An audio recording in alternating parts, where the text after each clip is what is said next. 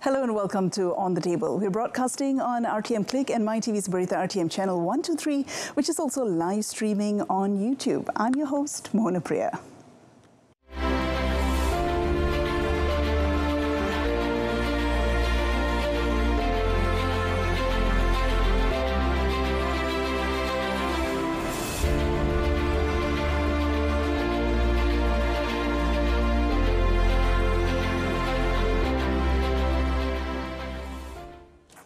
ASEAN's culture and arts sector is committed to the advancement of culture as an important foundation for building the ASEAN community. In fact, the culture sector is spearheading the development of the narrative of the ASEAN identity. Joining us today to do a deep dive on the role of culture exchanges in strengthening ASEAN integration is Associate Professor Dr. Chang Ping Kee, Senior Research Fellow from the School of Media and Communication, Taylor's University. Dr. Chang, welcome to the program. Thank you, Dr. Moana. Now, I'd like to jump straight into the crux of the matter. Dr. Chang, how do you see the role of culture in the integration of ASEAN? Thank you. Thank you allowing me to share what I'm learning about this, the role of culture in ASEAN integration. In the first place, I see culture is actually a unifying force amidst the diversity. As we know, ASEAN has about, I think that more than 600 million people, and with the diversity of ethnicity, with the religion, and also languages. So how that we can unite all those differences. So I look at culture is one of the main factors, and that's where that we look at it, that it can bridge the differences, and apparently that we can actually talk about closing the gap. And finally, that we hope and everyone can get together and come up with the ASEAN identity. So this is a part that I think we are actually still hoping that this cultural exchange can play a role in that respect.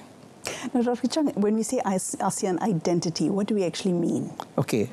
ASEAN identity is actually, when you look at a European Union, the European identity is so strong. I think that the people, when they actually introduce themselves, that they were always very proud of their European identity. However, when we come to ASEAN, and hardly that we acknowledge ourselves as ASEAN people. That's right. Then only we talk about our national identity. And I think that that is a part that if we can come up with that ASEAN identity and to shout aloud and showcase to the world, and that is where that I think one day that we can actually challenge the European Union as to become a stronger and more united so-called the ASEAN nation. Okay. Now, Dr. Chang, can you share with us perhaps some examples of successful cultural exchange initiatives which have already taken place within ASEAN? And maybe you can elaborate on why these cultural exchanges are important. Okay. I would say that there is actually many initiatives has been carried out. But from my very narrow experience in the university that I have seen myself, that we talk about this ASEAN Youth Forum. That is one of the example. Okay. And then on my own profession, that is actually, I'm from the Media and Communication School, that I can see that the ASEAN Film Festival is also another aspect. So I think that just taking these two examples, I can see, especially we talk about the youth, they are our ambassador. They will be our future leader. Yeah. So I think that they will be carrying the flag as to become the ASEAN nation in the first place, and to help us to unite all people. And we rather to see that it's actually from the people-centered movement rather than the elite-driven kind of initiative. So I think that there is a part that we are still lacking. And whereas you look at the Film Festival is also another interesting part. And that is actually the soft power to get everyone to share together despite their different languages. And of course, that we can overcome with the kind of technology to talk about the subtitle and everything. And more important is actually how we come out the ASEAN narrative and talk about our ASEAN tradition and our heritage and our everyday life living. So this is a part that I think that we can actually showcase. Okay, so I think, of course, beside that, some other things that I have not experienced, but I know also we can go through the sports. Sports. sports thing, and then also we talk about martial arts and many other things else. And then I think lately also we talk about what we call the intangible cultural heritage, and I'm actually very proud that especially I look at the Kebaya. Yes. It's an initiative of 5 nations in the ASEAN. That's right. Our countries, Singapore, Thailand, Indonesia and Brunei. So this intangible cultural heritage item, I think was recently recognized just by only end of last year. UNESCO? Yes, UNESCO. United Nations, yeah. Yeah, UNESCO. Yes. And then also same thing, like another part is actually our Malaysian breakfast. Is also very proud. Breakfast. Yes, that's also, controversial, isn't it? No, I think that is not controversial, but I like it because that is where to showcase the fusion of the variety that we have. Yes. And that is what we talk about, the diversity, but yet that we can unite, and that is where that we look at the unity in diversity. And then you just go to any of the shop that we have the variety, that you can have Indian roti canai, or Malay nasi lemak, or Chinese dim sum, and many other things else that you can actually offer to the people.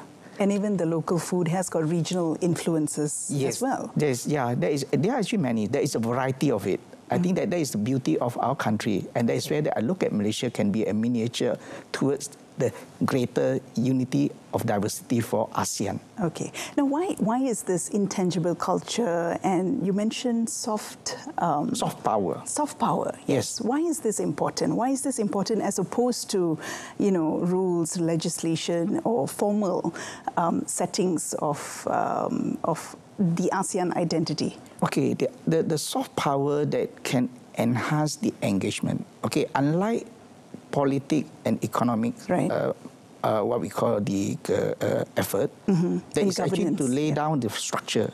And every time that we talk about only economic, and also maybe sometimes the political cooperation and so forth. That's right. But sometimes that people may overlook on the soft power of culture. And that is where that it can get everyday, it's actually our everyday life. That not just only talking about eating and drinking, but also we talk about arts, heritage, dance, music. Yeah, these are all the soft things that is actually allow people to easily engage. Yeah. And they actually get the interest to enjoy that kind of what we call the offering by the cultural aspect. So rather than you talk about enforcement by the government, and you'd have to do this. So that is actually more of the elite-driven, but it's not people-centered. So people may not find that it's actually from there. And they can't relate to it. Yes. Okay. Now, Dr. Chang, how do cultural exchanges like this, like some of what you mentioned just now, contribute to mutual understanding and unity? Now, aside from the sense of belonging, how do you relate to somebody else from the region, in the ASEAN community? So, what you're actually trying to talk about is actually how cultural exchange can contribute to the mutual understanding. Yeah. So, it's actually very easy. So, you look at the cultural exchange, that is not just only talking about getting yourself to offer to others, but at the same time also you accept other people's. And that is the part that we talk about exchanging what that we have. And that is the part that we talk about sharing. And sharing is actually that can build out to that part on the trust in the first place. So I trust that it's actually something that is good for people, good for you and good for me. So that sharing is actually can further enhance that kind of not just only trust, but eventually going to more towards cooperation. And then it's actually can also build the peace and harmony. So I think that is where that is actually bringing what we call the good for the mankind. And everyone will live happily, and there is no conflict, no suffering. So, and eventually all of this strengthens security in the region and strengthens economic relationships as well. Exactly. And that can also enhance economic advancement as well. That's right. And people also can actually talk about their career, and not just only talking about enjoy with this, what we call the craft or heritage. And also, we can also talking about enhance the cultural tourism as well, that going to the places that you can actually experience firsthand of what that they have. So this is a part that also same thing that we can attract our nation. I mean, what we call the people from the other nation to come to our country. Yeah. So that is actually that to develop something for the people and also generate wealth to the people here. Now, Dr. Chung, this all sounds really nice and idealistic a little bit, maybe. I'm sure there are challenges as well. So what are the challenges that ASEAN nations face when it comes to promoting cultural exchanges, and how do you think we can overcome this? Okay. There is always a problem of what we call, the first thing is about money. Okay. Finance. And then second, I would say that because of the diversity of the language, so there is also another barrier. So language is a barrier as well? Yeah, well, I think that we have to admit that. Yeah. Even our country also, we talk about, we have, but then also one thing good about our country is actually everyone that can speak. Even I know that you can speak Hokkien or Cantonese and so forth. That is not so much a problem. But we have just imagined the people Neighbors. from other nations. Yeah. So they are actually very limited, maybe even hardly also for the national language. So maybe they can only speak their own ethnic language. Yeah. So what I understand, and from what I have actually searched around, that in ASEAN itself that we have more than 1,000 languages. 1,000? Yes. Oh, I didn't know. I mean, it's about the dialect. We don't talk about the national language. Yeah. Okay. So, but we cannot take that as a barrier as well. One thing is actually that how we overcome and take that as a challenge. How do we overcome I think this? that one thing is actually, we look at it at university also. I think that we do have also that in university that we can learn other foreign languages. Foreign languages, yes. So I think that everyone has gone to that, but not only limit to university, but of course any other language institution, or maybe the NGO, then they can promote their language, and at least it is easier for communication, and easy for exchange of information, and then only they can have a better, enhance the bonding about the what we call among the nation here. So of course I come back to the funding here, and I must say that also some other country are actually quite well to do, that they have enough funding for this initiative. But we have to admit some other lacking kind of a nation. Yes, there is an imbalance when it comes to funding. Imbalance over here. Okay. So I look at it that we may take that challenge as like how to overcome it.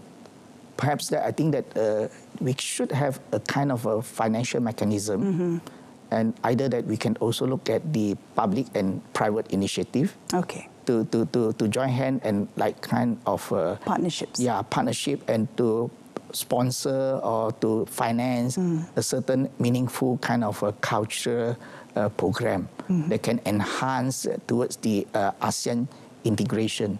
And that is what I think that eventually that not just only the people will benefit, but I think that the government and also the corporate also will benefit as well. That's right.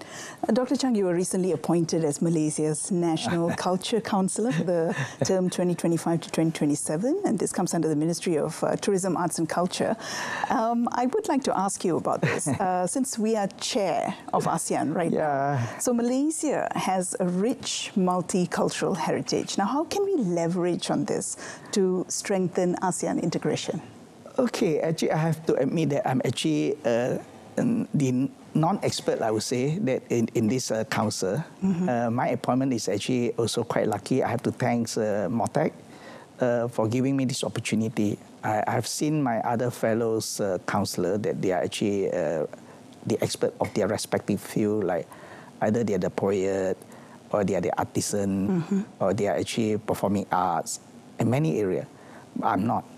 I'm actually coming from communication school, and I think that I'm the one only that is actually the expert. Okay, but luckily that I'm also learning, and that is where that I look at it that, well, when you mentioned about this multicultural heritage of our country, that how that this diversity can be leveraged to strengthen the integration. As I mentioned earlier, that I look at our country, it can be a miniature. to the ASEAN integration. So we can set a good example. Okay. We are actually always living in this unity in diversity. Yeah. So I remember when we do study in KITA, Institute of Ethnic Study in UKM. So we always aspire for unity, and it's an ongoing kind of effort. Yeah. There is no ending. Okay, so but the question here is actually looking at it that we are actually quite lucky that we are actually having achieved the cohesion. People are actually living together, even though we have differences. So in order to enhance that kind of what we call the unity, that we need to have the platform. So I think the platform is actually the effort, the program that we need to carry out. So similarly, I think that our country, that since we are actually now the host country for this year, so we should capitalize on this effort, the opportunity to showcase to our brothers and sisters in the region. All the other 9 countries. And I think that coming soon, maybe another one will coming, and then maybe 10 countries. So, well, so you're saying that we should try to extrapolate the spirit that we have here. Yeah, because culture is a soul of what we call the integration. So with that kind of heart that we have, and of course that showing that by the example, and then hoping that everyone will take it positively and having that inclusivity and accept everyone, and not just only like we used to talk about tolerate about the differences. That's but right. No, but we are actually not just only accept, but we should appreciate, and more still that we should celebrate. That's right. So I think that is a part I think that Malaysian has done quite well, and that is where that we should continue doing that as well. And since that you mentioned my appointment over here, that I have to take a lot of the time to read, and reading the Dasar Kebudayaan Negara 2021, and that is where it is stated there very, very clearly that we are actually talking about the unity in diversity. That's right. So that is what our country can play that role. Okay. Dr. Chung, hold that thought. We will be right back after a short break. Okay. And we have lots more to discuss. Thank you. And we are speaking to Professor Dr. Chung Ping Kee on the role of cultural exchanges in strengthening ASEAN integration. We'll be right back after these messages. In 2025, Malaysia proudly leads the ASEAN community into a new era of unity, growth, and opportunity. Together with 10 Southeast Asian nations, Malaysia is driving progress in trade, innovation, sustainability, and tourism. Explore the best of Malaysia, from its stunning landscapes to its rich cultural heritage. Be part of global events, business summits, and exciting festivals throughout the year. Join us in 2025. Discover new connections, celebrate unity, and experience the future of Southeast Asia. ASEAN Malaysia 2025. Together, we rise. Welcome back. We are speaking to Dr. Chung Ping Kee on the role of cultural exchanges in strengthening ASEAN integration. Now, Dr. Chung, Malaysia understands the power of dialogue as a tool for diplomacy, conflict resolution, and global governance. So when we speak about dialogue, we speak about the media. That's the first thing that comes to mind. What is the role of media and communications when it comes to shaping perceptions of ASEAN cultures? When we talk about media and communication, that's actually in my heart. Actually, I'm coming from media and communication school. That's right. So, well, I look at it that it's actually media and communication play a very important role, and especially that in shaping the perception of ASEAN, what we call the cultures, in the eyes of the world. And we know, I think that the West has been like painting a negative, like stereotyping about others' country. They're actually the negative part of it. So there are actually more that media and communication can help to overcome that problem. So this is where that we can put up the effort, and especially we talk about our diversity, that we can showcase that through the film TV or digital media. Okay. So this is where the platform that we can actually use and to showcase our diversity, as well as how that we talk about the celebrating the unity in that diversity. Okay. So it's unlike the West that is actually stereotype that we are actually having a lot of problem, poor, and actually bad or whatever. Yeah. So putting aside of that, so more important that for us, every people also, I think that nowadays it's so easy for talking about this social media. Yeah. Social media is actually one of the very convenience platform and easy access platform, and everyone can have the access to that. Okay. So everyone can actually share their experience about what that actually this ASEAN culture is all about. And we can share about your own that is actually share with others, and if possible that eventually that you have a group of influencer that you may actually form up an initiative of a network of that influencer, ASEAN influencer network.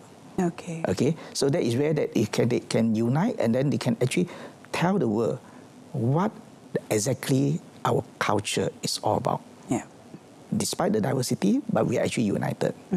So I think... So leveraging on new media platforms. Yeah, that is one way of it. Yeah. I think that we have seen actually long time ago, I think that I read from the newspaper that we do have also the ASEAN News Network. Right. If I'm not mistaken. Okay, that is where that is actually quite some time. Yes. But actually that is actually still ongoing. That is a good effort. But of course that is actually run by a big corporation. Yeah. But what I mean here is actually everyday life also we can have that. Right. As well. So the everyday people consuming and creating content. Yeah. So this is why that we talk about prosumer. They can produce and then they consume. Prosumer. Yeah. So that is where that is the word that I think that is actually quite common nowadays. And also we talk about UGC, user-generated content. Yeah. And I think that this is a part is actually, what I mean here is actually the soft power. Okay, the soft power that is actually that you can share everywhere, and not just only within the ASEAN, but also globally. Yeah. So that is one effort. But also another one that actually quite interesting for film, also another one. And film actually has a very big impact, isn't it? If done right. Very much. So, and I last year I think that I was asked to watch a Thai movie, okay, by my children. Actually, the whole family went. Okay. Okay. The title is actually How to Make Millions Before Grandmas Die. Yes. Yeah. So that is actually a winning. After that, only I got to know that it's actually a winning film in the ASEAN level. Yep. So that is where that we learn how that the people in Thailand, they are also experiencing that kind of difficulty about the elderly, about the younger generation, about the different, what we call the generation gap. So these are the things that is actually quite interesting to know. Yeah. That is actually, I don't have to be in Thailand. Yeah. But that that movie can actually bring that what the phenomenon happening over there. That's right. To me. And I think this is also where young people play a very big role in producing content like this. Yes. Yeah. Yes. I think that, of course, content that is actually, I look at nowadays, I think that very much on, if it's not scam, there is a lot of about commercial. Yeah. But I think that hardly that we talk about the initiative of promoting the culture. That's right. So this is a part that I think perhaps that they need kind of a sponsorship or maybe the help financing. Financing needs to be there. The support needs to be there. And governments can do their part when it comes to promoting cross-culture education. They can give that kind of funding to that. Yeah. So this is one thing that I look at it that we should. And on that note, Dr. Chan, sorry to interrupt you, but are there any upcoming ASEAN cultural policies or initiatives that you know of that you're excited about? Okay, I'm actually still looking for that. Okay, I have not heard of any yet, but I know our government definitely will have something. We'll come up with something. Yes, yeah. I'm also hoping something that will excite us as well. Yeah. And as I mentioned earlier, that I'm actually still a beginner and also like learning about how the ASEAN kind of culture, and that's where the part, I think that since this year that we are actually the host country, ASEAN chair, then there is where that more still that we should we should do something about that. Dr. Chung, we have a couple of minutes left. Okay. Now, I'd like to end with your vision for ASEAN's cultural landscape. And if you have any final thoughts on how we can contribute to the ASEAN cultural unity. Okay, coming back to that, as I say, that I still hope to see ASEAN identity for all the people here. Okay. I think that coming soon that we have 700 million people, even with the diversity. But put aside the diversity, that how that we can actually look at the proud of ASEAN nation with the common identity, that having that what we call the unity in diversity. That is a greater part of what the Malaysian has actually enjoyed. Okay, so and of course we cannot just only put all things to government. Yes. I think that the people also has to be involved.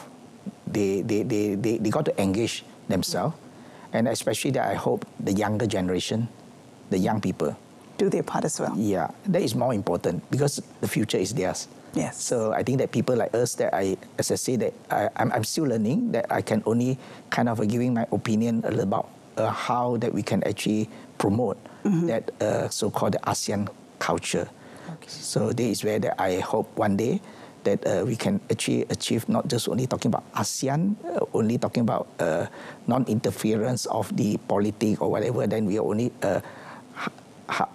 only talking about economics. But in the end that we are actually talking about how that we live together. And it's just like ASEAN village that we actually don't have to have any, the restriction to travel around. Oh, that would be ideal. Yeah.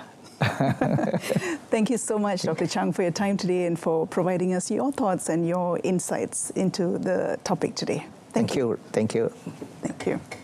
And that's about all the time we've got for On the Table this evening. We've been speaking to Associate Professor Dr. Chung Peng Kee, Senior Research Fellow from the School of Media and Communications, Taylor's University.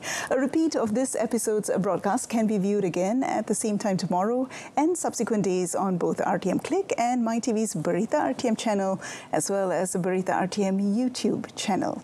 Till next Thursday, where we'll discuss another topic of interest. I'm Mohana Priya signing off. Bye-bye.